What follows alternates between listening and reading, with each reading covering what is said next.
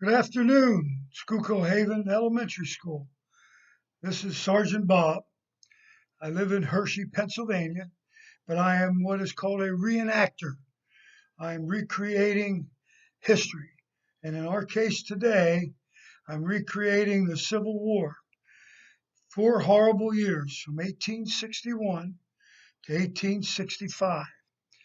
And what we're going to do over the next, I'm going to do a little video.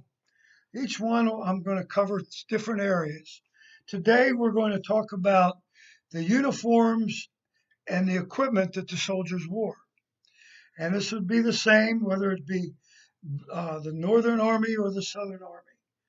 And then our next segment will be on medicines and foods, what the soldiers ate and what they did if they were shot or injured. And then our third topic will be just an overview of the Civil War in general, talking about maybe some battles and what hardships the soldiers went through in those four horrible years. Okay? Now, since we're going, I belong to the 93rd Pennsylvania, which is a reenactment group based in Lebanon County. And they were in the Civil War for the 4 years.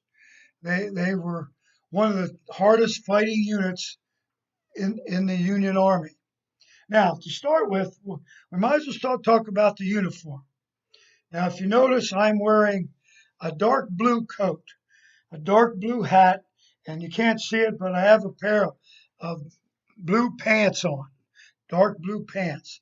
Now, the Southern Army wore brown or gray. And, they had to do something to distinguish between armies. There was such a thing as friendly fire, which means you shot some of your own people. And when the war first started, both armies actually wore the same uniform because the Southern Army, when they were formed, they captured a lot of the northern forts. So what did they wear? They wore the uniform that the North wore. Well, after a battle or so, you can imagine what it would be like. If you were playing a football game or a soccer game, and both teams had the same colored uniform, you wouldn't know who you're supposed to pass the ball to, or tackle, or kick the ball to. It would be mass confusion. And that's exactly what it was during the beginning of the war in 1861. It was called friendly fire. You were shooting your own people. Well, that was no good. So the Southern Army would take the jackets and they would dye them. And they used different methods to change the color. Sometimes it was brownish and sometimes it was gray, but any color but blue. And this is mainly in the on the coat because that's what they saw. The hats The hats were used in the Union Army, everybody dressed the same. But the Confederate Army wore different kind of hats, whatever they could get, because they didn't have the monies to dress everybody. Now, some states, like North Carolina and Virginia, had a little bit more money, so they could outfit their soldiers in hats, coats, pants. Okay, but basically, the hat and the pants was whatever the soldier could get, maybe from his parents or his grandpa or whatever, and that's what he would wear. It would be called civilian clothes, but they had to have a different colored coat because otherwise you could get shot. So that was very, very important. Now, with the coat, it's all my uniforms, both sides, were made of wool. Very hot, very itchy, very rough, okay? A lot of times there was no such thing as a summer uniform and a winter uniform. You didn't wear shorts in the summer and just a shirt in the wintertime, something. Everybody had to wear the wool in the winter and the summer. So it was very, very hot Consequently, there were a lot of soldiers who passed out, and some of them died because of heat stroke, which we'll get to later on. Okay, but this, what I'm wearing today, is called a sack coat.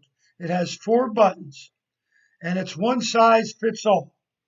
Now, some of you youngins, the big guys, could probably fit it very easily. If you were smaller, you had to make do. Sometimes you had a belt that you could pull it tighter, and you did what you can. But believe it or not, they're very airy, and even though it's not very fashionable, they are very comfortable. And this is what the soldiers wore on both sides. Okay. Now let's go to the hat. The hat is kind of neat because the armies had, and even the Northern Army, the blue, had some different options. Okay. The hat that I'm wearing is called a kepi. It's pronounced, it's spelled Kepi. It's a French word that means cap. Not much to it, okay, and just a little visor, and it just sits on your head, and that's what they wore, okay. Kind of, kind of dumb. It really didn't protect you very much, okay. That's called a kepi. The emblems that are on there we'll talk about here in a minute. Another hat, which was very common to the soldiers, is called forage cap, a forage cap, or bummer, just like you heard the term a bum. Well, this is what, now this hat had a couple other little things that made it interesting. Now, basically, it just sat there on your head, but this cap had a strap so that you could make a bucket out of it. It was enough that you could be out there and you could get water in it to bring back to put in your coffee pot. If you're on the march and there is an apple tree or cherry trees, you could go over and pick it and put them in your cap. So it acted like a bucket. Okay, uh, but and of course you can see it looks small, but it kind of pops open. So when it's opened in full, you can see how it's shaped like a bucket. All right.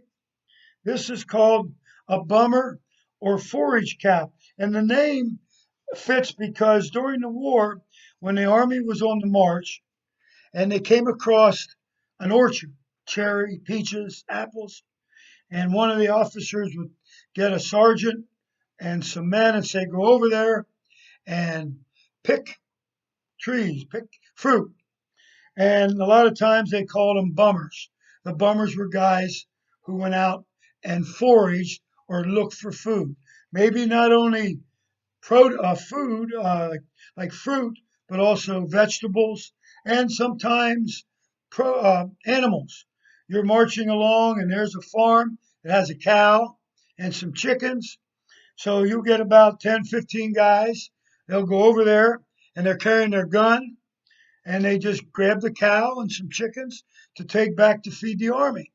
Well, the farmer comes out and says, hey, you can't have my chickens. And there's about 15 guys standing there pointing guns at him. And guess what? They got the chickens. Now, they generally, we'll talk mostly about foods in our next segment. But today we're working on uniform and equipment. Now, the third type of hat, which is my favorite, is this hat. And this is called a slouch hat or or a camp hat. Now this hat's, you notice it has a wide brim that can protect you from the sun, and in the winter you put a rag or a scarf, and you have built-in earmuffs, keep your ears warm. Now this was the favorite of the men. Now during the war, at the beginning of the war, these were not around. Everybody wore either the kepi or the bummer. But as the war went on, more and more men saw that these were a lot more practicable to put, for comfort. Okay. Now, if there was a drill day when the general was going to come and look and review the troops, well, then the officers made you wear the authentic, the main cap. These they didn't want out for the general, but these were the favorite of the men. And the men would decorate it. This one has an old turkey feather in it, and they will have, they can decorate any way they want. Okay? Now, back to the hat again. As I was saying, on the caps, these are not what is called decoration. Now, you notice all these decorations or symbols are on the tops of the hats. That's for a reason, because the generally the average size of a Civil War soldier was about 5'8" and weighed about 140 pounds. And his average age was about 22, 23. They were younger. There were some older guys too. But as the war went on, the older guys fell by the wayside. It became a young man's war. But everything is on the top of the hat because the officers, your colonels and your generals, they're on horses. So they're way up here. And when they're riding along, they could look down and they could see what was on your hat. For instance, first of all, these are great test questions. The first thing you see on mine is a bugle. Now, the bugle is a symbol for men who are in the infantry, the men that fought and marched. They were the grunts. They did 95% of the fighting. But also sad to say, most of the casualties came from the infantry. But the horn symbolizes infantry. Now, if I had two swords on my top, that would mean that I was in the cavalry, the horse soldiers, okay? And they had big old sabers or swords. Now, if I had cannon barrels, two cross-set cannon barrels, that would indicate that I'm in the artillery, the cannons, the big guns. So each symbol designated what branch of the military you were in: infantry, cavalry, artillery. All right? Bugle for infantry, swords for cavalry, cannon barrels for artillery. Great test question. You remember that, okay? Now, also on there you see a letter C. Now, these men didn't have a whole lot of education. A lot of them only had maybe what you people have, or fourth grade, fifth grade, sixth grade.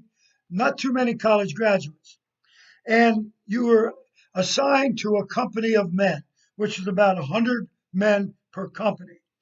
And they gave you a letter to company A, company B, or in my case, we were company C. And it goes 10 letters on the alphabet. Although they skipped the letter J. It goes from A to K. They didn't go I, J, because I and J look the same and get confused. So they skipped the J and added the letter K. So you were assigned a company. Now, today's Army, instead of a letter, you were assigned a name. I would be Charlie Company, C. Another example would be Company B, Baker Company. So you understand what the letters are, okay? Now in front you see some numbers. And Mike, this one is 93. 93 is the name of our regiment. This 93rd was formed in Lebanon, Pennsylvania. But they would put their number of their regiment, their company letter, and a bugle signifying what branch, okay? So those were always found on top of the cap. All right? Can make it simple. It's called KISS. Keep it simple, stupid. Now the stupid's for me, but the boys had to keep it simple because again, they didn't have a whole lot of education. So it was very important to make it as simple as they could. Okay. All right. The next thing, very quickly, are the colors. Now, I'm a sergeant, so I got these light blue stripes. I also would have stripes on my pants. All right. The blue stripe again, keep it simple. The blue stripe signifies you're in the infantry. If I had red stripes, I would be in the artillery, the cannons. If I had yellow stripes, I would be in the cavalry, the horse soldier. So again, great test question. Blue infantry, red artillery, yellow cavalry. Okay? Again, keeping it simple. All right. We're going to move along here very quickly. Okay. That's the top. Now, on our feet, we had what is called a brogan. It's just a couple pieces of leather sewn together. Not very comfortable, but the more you wore it, it kind of formed to your feet. Now, believe it or not, when the Army War started, you were given a pair of shoes. No right, no left, just a pair of shoes. And they were kind of straight. And the more you wore it, then it would start to curve to the right or to the left. Later in the war, then they had actual right and left shoes. These are called brogans or like a boot. Okay, it's a little higher than a regular shoe. Okay, just some rawhide, and on the bottom they had what is called a heel plate. Okay, almost like a horseshoe on a horse's hoof. And this was to protect the heel because you're marching and one of the first things that's going to wear out would be the heel if you didn't have some protection on there. But what's funny, when we do parades like upcoming Memorial Day, you would be marching and it sounds like a daggone herd of horses come clumping along because it made a racket on the macadam or the concrete. But most of our marching was in the dirt and in the fields. All right. That's called a brogan. All right. Moving along real quick. Another piece of equipment which was very important to the soldiers is called a haversack. I put it over my head, and as that one person called it, it looks like a lady's pocketbook. Okay? And it just fits over your shoulder. And in here, it's made out of canvas, okay, sewn and tarred. And inside is a bag. And what this haversack did, it held your food. And generally, you would get food for at least 3 days. It wasn't a whole lot, but you would put it all in your haversack. Like I said, what goes in here, we'll talk about in our next segment. Okay? This is called a haversack, and every man carried one. All right? Also, in the Union Army, they had what is called a gum blanket. All this is kind of like a poncho. Some of you all have ponchos. This is made out of rubber, and they had rubber back then. Okay, early war, the rubber was kind of stiff, and in the winter it would crack, and in the summer it would kind of almost melt, bleed. This is a later war, and by that time it was in good shape. What the soldiers would do, they would lay this on the ground with the rubber side down, and they could lay on it and it wouldn't get wet. Okay, and then they have a blanket to put over top of them.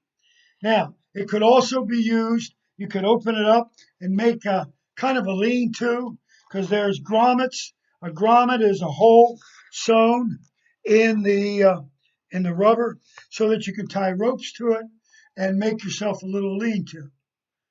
Or what it was used a lot for, you open it up and it becomes a like a stretcher, a litter, and four guys would put the body in there and carry it off the field. This was very uh, important part of their equipment. Sad to say, this was strictly the Blues, the Northern Army, the Yankees, the rebels. They loved to get these, and guess the only problem to get them, they took them off of prisoners or dead soldiers, because these were very good, especially in the rainy season. All right. One other piece of equipment is called your backpack.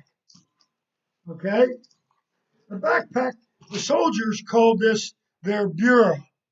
They would put their extra clothes in there. You'd roll up a blanket, as you can see here on the top, and then the sides would open up, and you have a cup to put your extra shirts, underwear, socks, even maybe some of your cooking, like a pot or pan, you would put in there.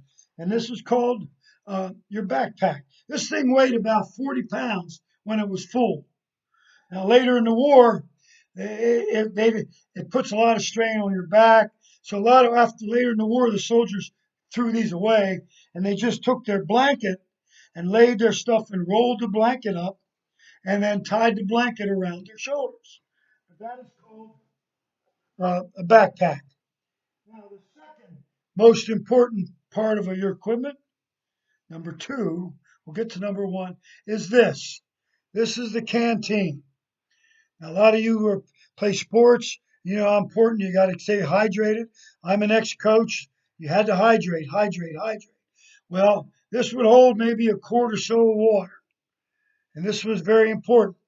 And you go without water, you're going to die. And you go to the creeks and the streams and the wells, and you'd fill your canteen up. Now, you could drink out of the streams and that, because remember, this is 1860s, okay? You didn't have all the pollution like you have today. So the men could drink right out of the streams and fill their canteen. You know, the problem is sometimes it would get a little polluted, but it'd get polluted by dead bodies or dead horses that were in the water. There was one place down in Tennessee where they called it the Bloody Pond because the water was so full of dead bodies that the water was red. So the men would kind of sweep the blood away and then drink. They still drank it and do what you could. Now, there was bad water, and you had to be careful because you got something called dysentery, which would be like 24 hours of diarrhea every day, every day. I'm sure some of you have had that, and it isn't pleasant. And the problem is, it would get so bad that the soldiers would get so weak that they would die from bad water. A quick example, the armies, when they were going into camp, we're going to talk about this a little bit more in the next segment, but you would camp near water. That's obvious. You need water to cook, to drink, for the horses and everything. Let's say the water, you're by a stream, and the water is running from here, that direction, okay? It's flowing that direction. So the men would go in and they would drink upstream, drink. Down in here is where they would bathe, wash up when they got a chance, which wasn't often. And down here is where they go to the bathroom. Now that's pretty good, right? But up the river or up the stream, maybe a couple miles, is another part of an army, another couple thousand guys. And they're doing the same thing, drinking, bathing, bathroom. Guess where that water's coming? It's coming down to you, and now you're drinking their wastewater. Not too cool, right? And that's how the men got sick. Then they got smart. Then they started digging trenches. They called them sinks, where the men went to the bathroom. Just big holes. We didn't have the nice bathrooms like today. And they would dig these trenches away from the water. Makes sense. And then they could do their business there to keep the water clean and pure. However, a lot of times when you read about journals about during the war, there were tremendous thunderstorms would come up. The problem is the storms would come down, the toilets would fill up with water, and guess where all that water would go? It would go down into the stream where the men drank, and they still got sick. So it was better, but it still wasn't great. So that's the canteen is very important. All right, last but not least, the most important part of your uniform is or your equipment is this. This is called a musket or rifle. All right, it weighs about 10 pounds. Now, first of all, think about this. You're carrying a 10-pound musket. You have that backpack on, which weighs about 40 pounds, and then you have your haversack, which has about 8 or 9, 10 pounds, all the food and stuff in that, plus this wool uniform, and you're going to go for a 25-mile march in 90-degree weather. You wonder why the older guys eventually fell by the wayside. It became a young man's war because Even some of the young men would fall out. It was called stragglers. Hopefully, as the army would pass, they would be laying back. Then they had guys named provost marshals, which were like police. And their job was to gather up all the stragglers, maybe get them some water, and then kind of push them on. Come on, hurry up and catch up to your unit. And that's kind of the way it went, both sides. All right. Back to the musket. This musket is a single shot. You shoot one, and then you got to load, shoot 3 times in a minute. A good soldier could do 3 times in a minute. It seems very easy when you're practicing. However, when there's an enemy shooting at you, you get to shake. It's kind of tough. There were incidents, particularly at the Battle of Gettysburg, when after the armies left, the provost, the police were picking up muskets left on the battlefield, and they found some of them with 3, 4, 5 rounds of bullets stuck down the barrel. They were never fired. The men got so excited, plus the noise was horrible, they didn't know if their gun went off or not. So they kept loading and firing, loading and firing, loading and firing. So if they did fire, it would have probably blown apart and would have killed the soldier or pretty much wounded him pretty good.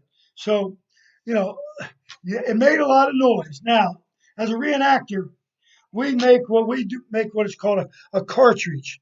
This cartridge is nothing but a piece of paper that we fold up, and we put a couple grains of black powder in it. And the idea of the black powder is to make noise and smoke. We don't put bullets in. This is a hobby. We want to do it again tomorrow. Okay? And just like in the movies, they're blanks. Okay? And you tear it and you pour the powder down the barrel. All right? And then you would grab what is called a percussion cap. It's hard to see. It's a very, very small. It's hard to see. It looks like a little hat that fits on the firing mechanism. So when the hammer hits it, it sends a spark down the barrel, and that ignites the powder that you threw that you put down the barrel, and then the gun would go off. You would cock it, pull it back, and then fire. Okay, and then you go back and you load and do it again, and keep doing that. Okay, now we can't do that here in the house, but I will tell you we're missing something that have been you'd really enjoy. If we were up there at your school and we'd be outside and I'd be demonstrating, we have somebody that would do the firing for us. Her name's Miss Johnson. I'm sure you all know her. And boy, does she have fun firing the musket. And you would enjoy that. But we can't do that now. So we just have to make do.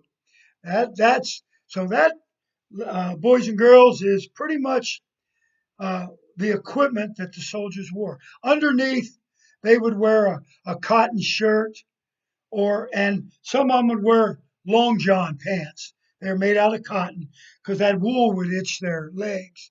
And they would have a pair of wool socks. Mostly everything was wool except their undergarments. And that's what the soldier got to get through.